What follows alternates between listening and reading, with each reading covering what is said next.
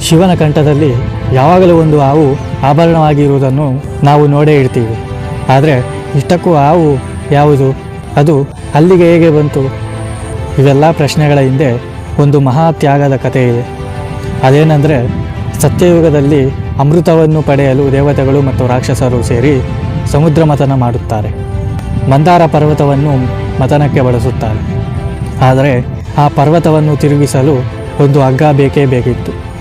ಸಾವಿರಾರು ವರ್ಷಗಳವರೆಗೆ ಈ ಒತ್ತಡವನ್ನು ಸಹಿಸಬೇಕಾದ ಶಕ್ತಿ ಆ ಹಗ್ಗಕ್ಕೆ ಇರಬೇಕಿತ್ತು. ಆಗ ಆ ಸಮಯದಲ್ಲಿ ನಾಗಲೋಕದ ರಾಜನಾದ ವಾಸುಕಿ ನಾನು ಹಗ್ಗವಾಗಿ ಇರುತ್ತೇನೆ ಎಂದು ಮುಂದೆ ಬರುತ್ತಾನೆ. ನಂತರ ಅವನೇ ಆ ಮಂದಾರ ಪರ್ವತಕ್ಕೆ ಹಗ್ಗವಾಗಿ ಸುತ್ತಿಕೊಳ್ಳುತ್ತಾನೆ.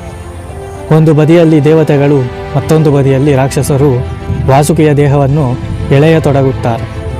ಆ ಭಯಾನಕವಾದ ಒತ್ತಡ ಮತ್ತು ನೋವಿನಿಂದ ಅವನು ಸಹಿಸಲಾರದೆ ತನ್ನ ಬಾಯಿಯಿಂದ ಭಯಂಕರವಾದ ಹಾಲಾಹಲ ಎಂಬ ವಿಷವನ್ನು ಉಗುಳುತ್ತಾನೆ. ಆಗ ಲೋಕವು ನಾಶವಾಗದಂತೆ ಶಿವನು ಆ ವಿಷವನ್ನು ಕುಡಿದು ತನ್ನ ಕಂಠದಲ್ಲಿ ಬಂಧಿಸುತ್ತಾನೆ. ಇನ್ನು ಸಮುದ್ರ ಮಥನದ ನಂತರ ವಾಸುಕಿಯ ತ್ಯಾಗಕ್ಕೂ ಹಾಗೂ ಭಕ್ತಿಗೆ ಮೆಚ್ಚಿದ ಶಿವನು ವಾಸುಕಿಗೆ ಒಂದು ಮಹಾನ್ ಗೌರವವನ್ನು ನೀಡುತ್ತಾನೆ. ಅದೇನೆಂದರೆ, ಎಲ್ಲ ಕಾಲದಲ್ಲೂ ಸಹ ತನ್ನ ಕಂಠದಲ್ಲಿ ಆಭರಣದಂತೆ ಇರಲು ತನ್ನ ಕೊರಳಲ್ಲಿ ವಾಸುಕಿಗೆ ಜಾಗ ನೀಡುತ್ತಾನೆ. ಇನ್ನು ಶಿವನು ಈ ಗೌರವವನ್ನು ಬರೀ ಅಲಂಕಾರಕ್ಕಾಗಿ ನೀಡಿದ್ದಲ್ಲ. ಅದಕ್ಕೂ ಮಿಗಿಲಾಗಿ ಈ ಗೌರವವನ್ನು ಶಿವನು ವಾಸುಕಿಯ ತ್ಯಾಗಕ್ಕೂ ಹಾಗೂ ಅವನ ಭಕ್ತಿಗೆ ನೀಡಿದ ಗೌರವದ ಸಂಕೇತವಾಗಿದೆ.